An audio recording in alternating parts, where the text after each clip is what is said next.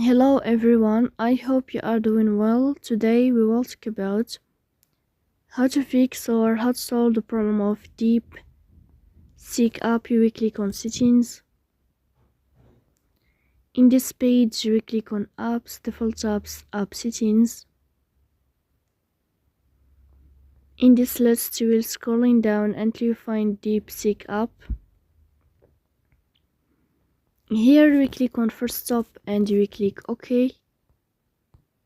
After that you will enter to the window of storage. Here we click on clear cache. Then we'll go to Play Store.